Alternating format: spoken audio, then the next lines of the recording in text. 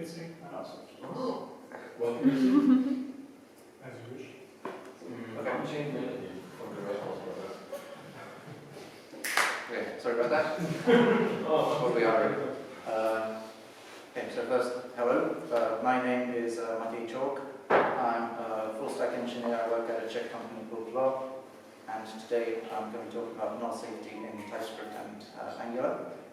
It's maybe not a very sexy topic, but I think it's an important topic, and well, we're going to go into why. So first of all, start with motivation. There are errors, and then there are errors. Not all errors are the same. Some are worse than others.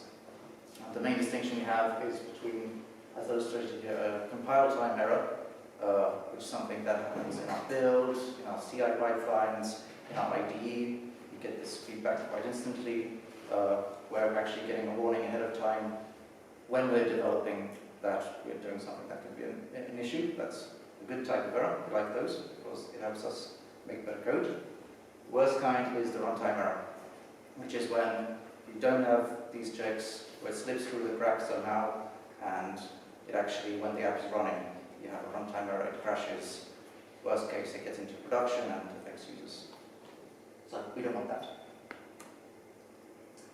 And the type of errors I'm going to be talking about are related to nulls. And it's quite an old problem actually, because nulls have been around since the 60s.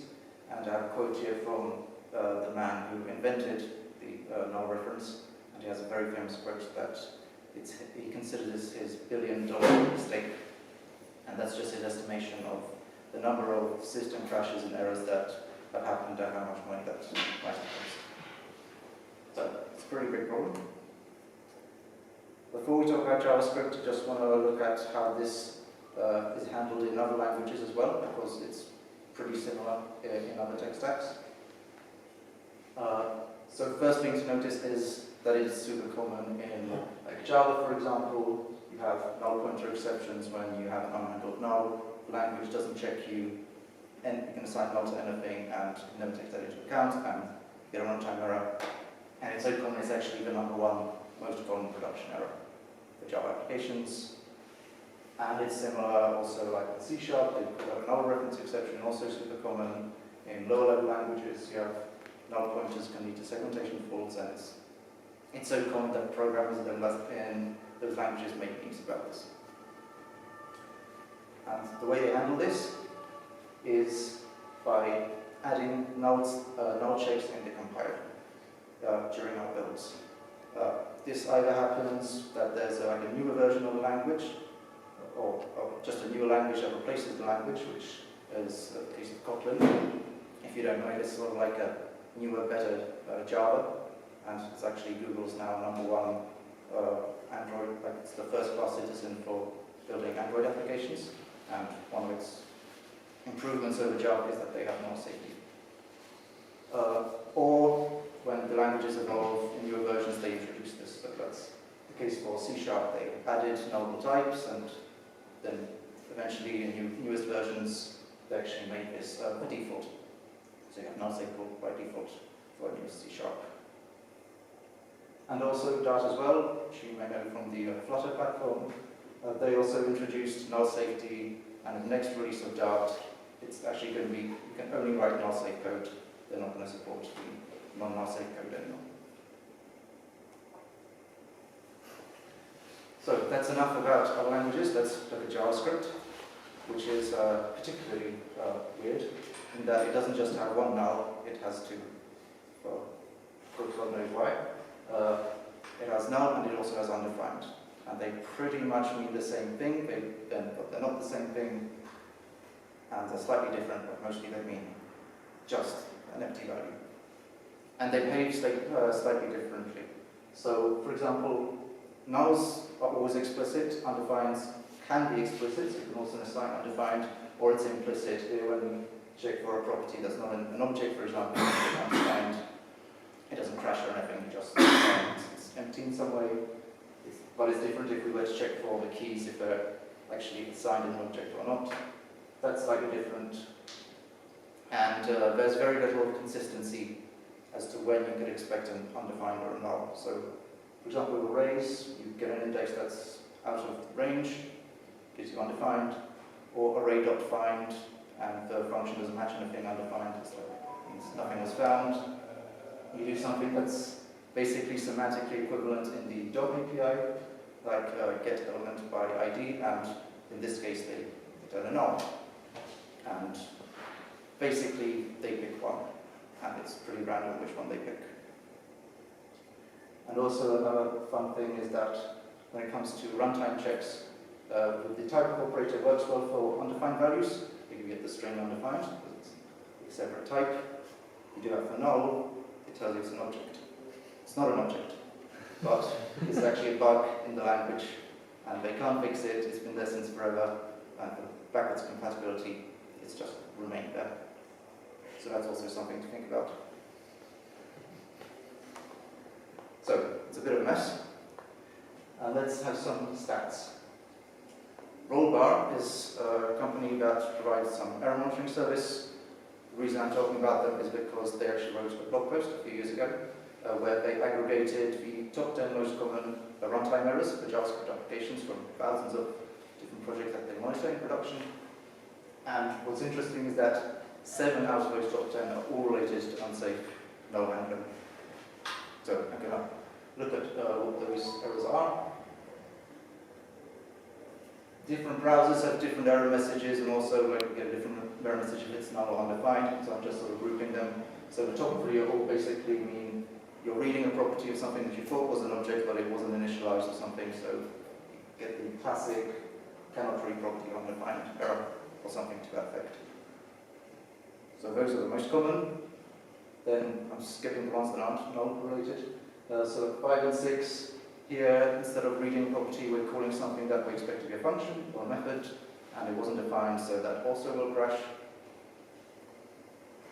At number 8, we get basically a more specific version of like what was in the top 3, but here for array specifically, reading the dot length.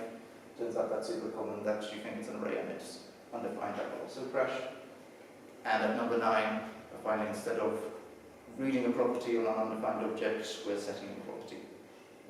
So that's, as you can see, this is super common, and if we had a way to be able to prevent this, we could eliminate quite a lot of potential errors.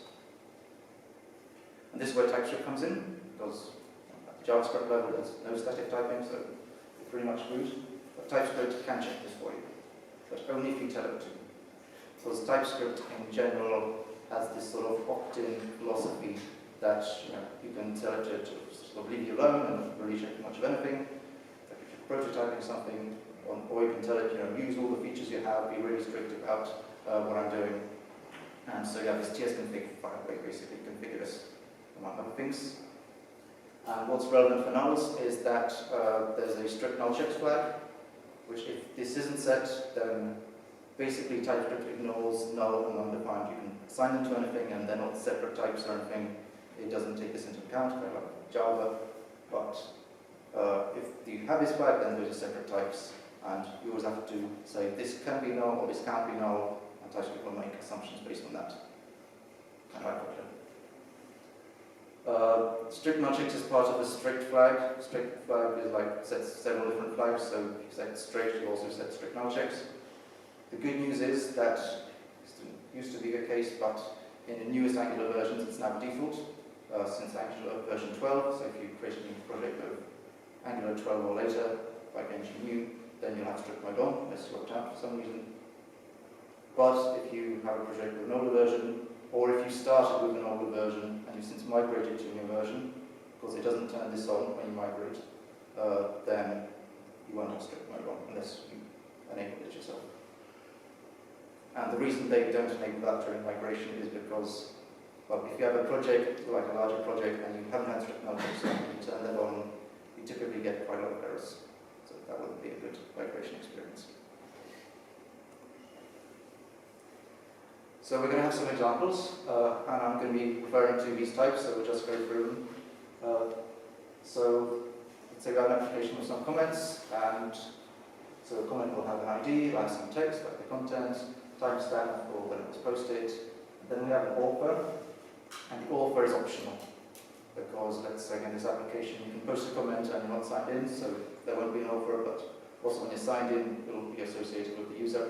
So that's how we model this. The offer might not be in the object, in the comment at all, so it will be undefined, or it will be an object, and the object is this user model type, where we have email, first name, last name, those are required, and then also we have an avatar and that one's optional.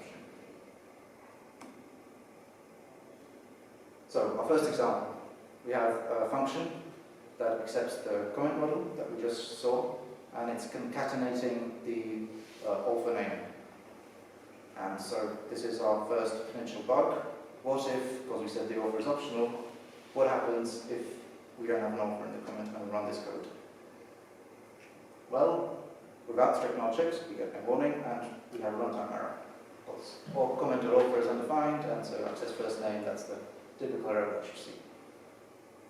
So this is why we want to have strict null checks, because then our compiler will tell us about this. Actually, about every occurrence of where we're doing something that wouldn't be safe with an undefined value. And so then to fix it, we do that in a very natural way. Basically the same as if it were just JavaScript. We handle the error with, in this case, an if statement, where we just check for the author if it's null undefined, and then we, in that case, we return a different value. And the great thing about TypeScript is that's all you have to do. You don't then have to say, okay, I've checked it, and now it's a different type. You can actually infer it, because it has, it's called control flow analysis. It's actually tracking how your types are being narrowed in your conditional logic in your code, which is a very useful feature. So for example here, because it knows if it were undefined, we'd have already returned, so a second return statement, it's guaranteed to be a user model, and that's fine. It works very nicely. By the way, the equals null, you can see I'm using a double equals here. This catches both null and undefined. If you add triple equals, you'll only catch one of them. In general, triple equals is usually better, because also the type has to match. But for null and undefined, I think maybe you assumed it would only be one or the other, but like if you're expecting null and you were undefined, you probably want to treat it in the same way. And if you just write code like this, you don't have to care, basically. You could treat them as like the same value.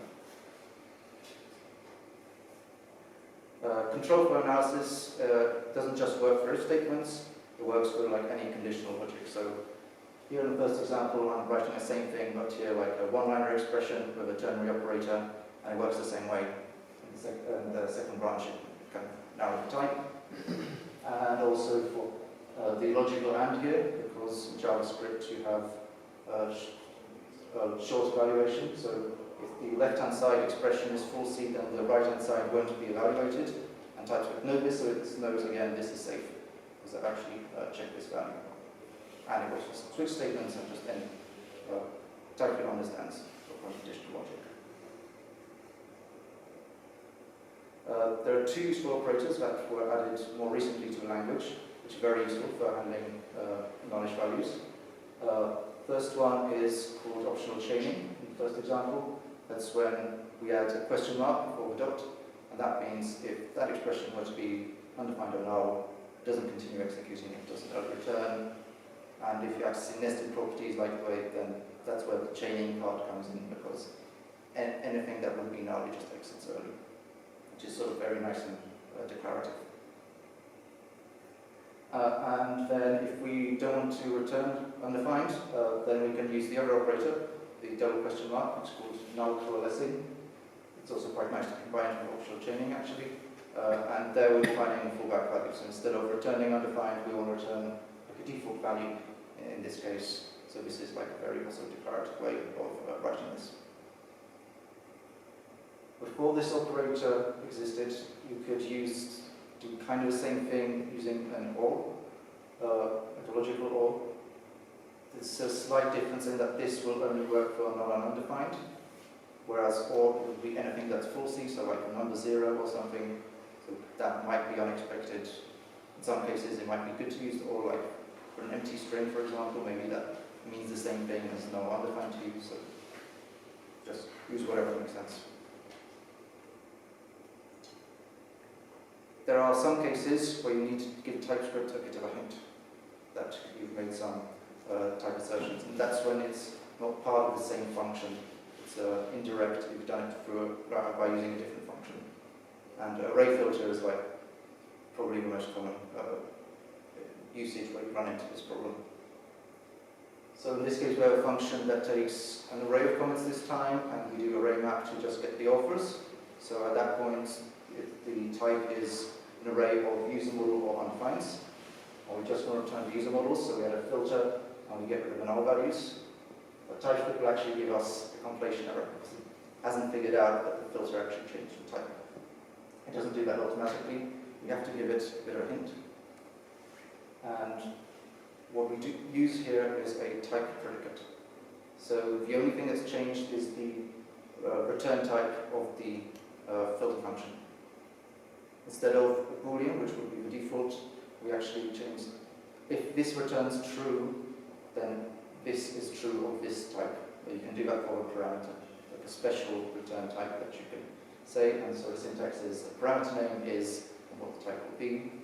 And because array filter is typed in such a way that it accepts these predicate functions, then it will narrow the type, and you don't need to do any extra work. TypeScript now knows, okay, type changed, so this is fine.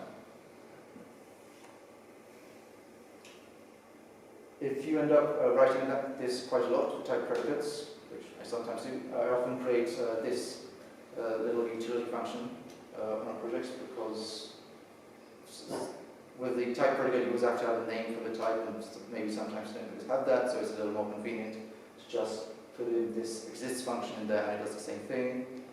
The implementation is the same, it just has accepts a generic type, returns the predicate, and it just excludes non-undefined type. So that's like a shorter way of writing this.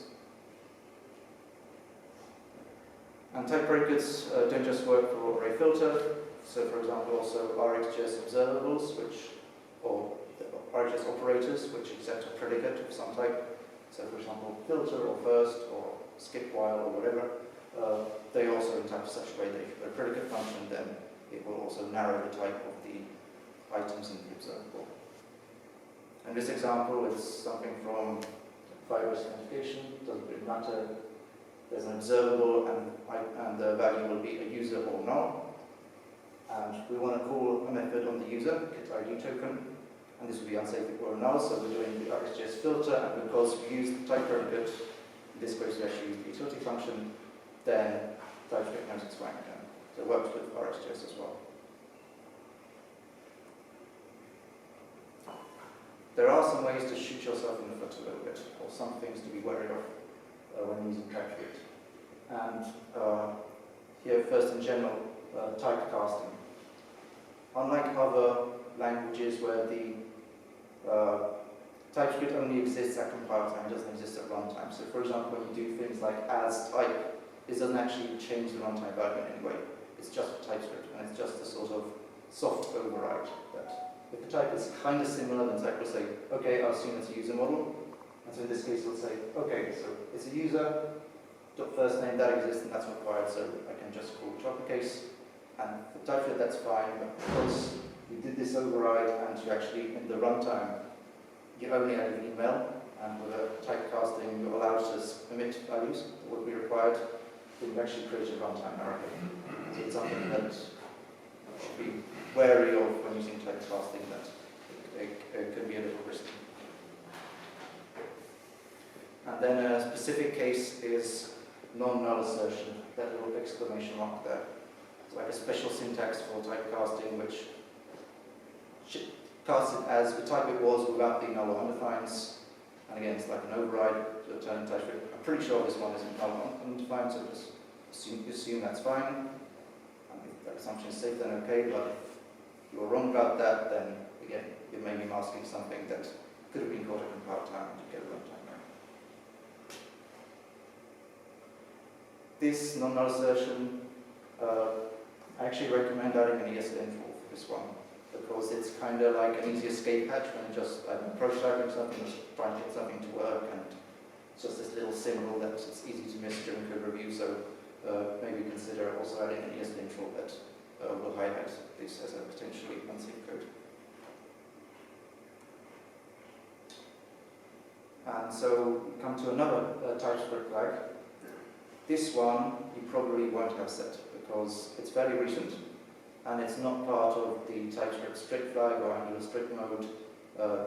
So you have to explicitly opt into it basically, and so if you don't know about it, you won't have to set. And it's useful in scenarios where we have objects, not like the comments and users where we knew what the properties were, but where you have dynamic keys using them like a map or a record or a dictionary or whatever you want to call it. Or arrays, that's also like pretty much the same thing. You're accessing it via some index. And we're thinking about, is that index valid? Is that actually in the array? Is that key actually in the object? Because TypeScript, without this flag, will assume it's there, whereas in reality, if it wasn't there, it will return undefined, and unless you set this flag, TypeScript will assume that doesn't happen. So if you set this flag, it will say, this expression is possibly undefined. So let's see an example. So here we have a function that is, so we have comments and replies to that comment, and we just want to return a summary text that just says how many replies the comment has and what the most recent reply was. That's what the function does. Parameters are first an ID, which is the ID of the comment, and then we have a map where the key is always the comment ID and the value is an array of comments and those are replies to that comment. So let's say this is the code that we have, and then at first glance this looks fairly sensible. So we index the ID to get the replies, and then take the last item, take the timestamp, and that's the time of the last reply. But what if the ID isn't in that map? Or, probably more realistic, or if the comment doesn't have any replies, so we get an empty array in there. Well, in the first case, we'd get the runtime error when we try to access .length, because replies would be undefined in this case, so that's number 8 in our top 10 errors. If the replies were there, so we are defined, but we have an empty array, then the replies to length would be fine, but then it will be 0, 0 minus 1, and indexing minus 1 will turn undefined, so then when we do the timestamp, we get a runtime error. But if we turn on the no unchecked index access flag, then TypeScript will warn us about this. So if I all the places that this could be undefined, this could be undefined, just make sure to handle that.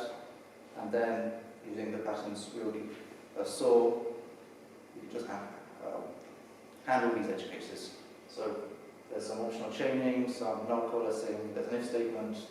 You're again using the control flow analysis to write this in a very natural way. And the advantage here, I think, is also that maybe when you wrote the function, you wouldn't have thought about the case where there are no replies, but because of the autocompiler's hints, maybe you realize that, oh, this should probably be a different text. And it makes you think about more different edge cases as well, so you end up writing more robust code.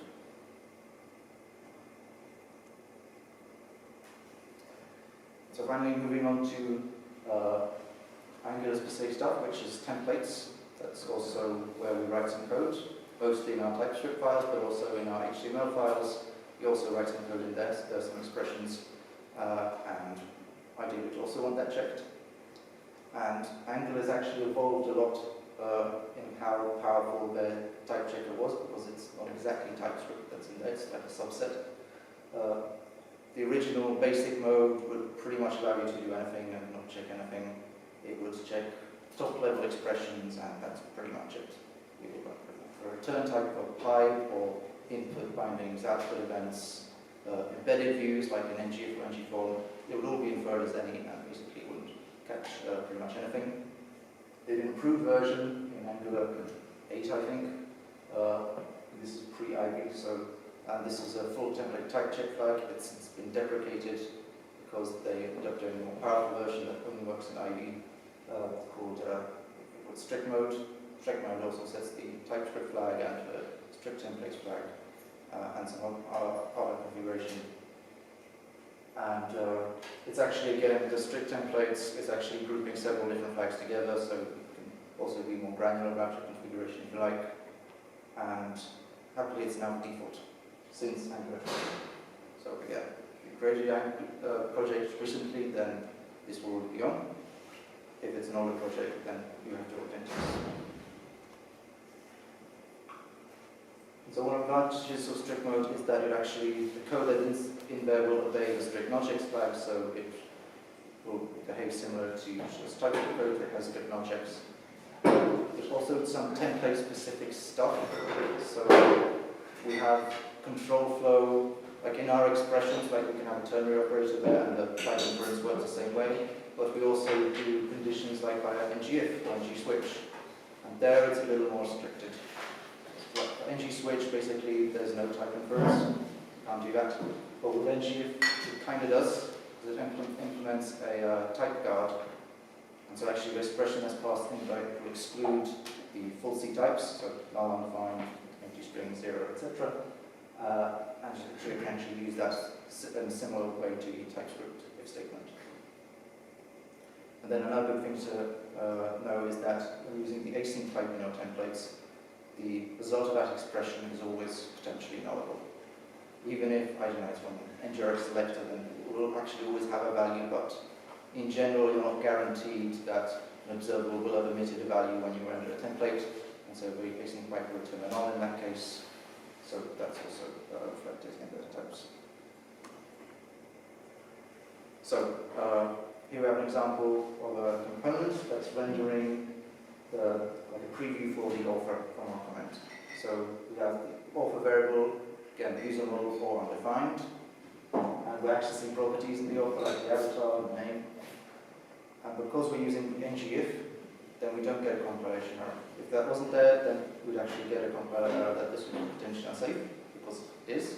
But with the ngIf, it actually again can infer that for the embedded context in there, and it works, again, quite nicely similar to how it does in TypeScript. And it doesn't matter if you use else statements or whatever in there, but that also works. It's a little more restricted than TypeScripts, like any sort of type guard won't work. It actually has to be the property or the variable that you're passing in there. So for example, if I did author doesn't equal null, then that inference won't work because it's actually for expressions being passed in there. So you have to adapt your code a little bit to make this work, but in practice it's quite practical. And then when we combine this with the async pipe, so here we have an observable that's, let's say it's fetching a comment from API, and so it returns a comment, but when we first render our template, there's a network latency, we might not have a value. So again, we can use the ngIf. So here we have use the async pipe with the ngIf. And we're also using the as syntax of ngIf, which is not to be confused with the as keyword in TypeScript. It's something completely different. This is like unwrapping that expression and storing it in a variable that you can use in your template. It's quite convenient because then every time we use the comment, we don't have to use the async pipe again, and also it doesn't subscribe multiple times, so it's also a little more performant. And it works very nicely with the ngIf as well, because that will again be inferred that this can't be nullable, and so this code gets again safe. And that's it. So, summarize. Errors relating to null handling, super common, maybe the most common in JavaScript and elsewhere as well. And so the first thing we want to do is make sure we know about these errors at build time, so we configure our TypeScript with the strict flag, and also if we want to think about dynamic keys, no unchecked index access, and for templates we have strict templates. Most of those are by default for strict mode in Angular, except for the no unchecked index access. And then basically we handle nulls in the fairly natural way because we have control flow analysis and the compiler can usually keep up with what we're doing. And then it's also about avoiding the temptation to override the compiler in some way, make sure you don't shoot yourself a foot. So typecasting, only use it when you actually have to do that in some way. It could potentially be a mistake. When you have to give the compiler hints, use the type predicates we saw, like for array filter. And then just, let TypeScript do its thing, because it's pretty good at it. That's it.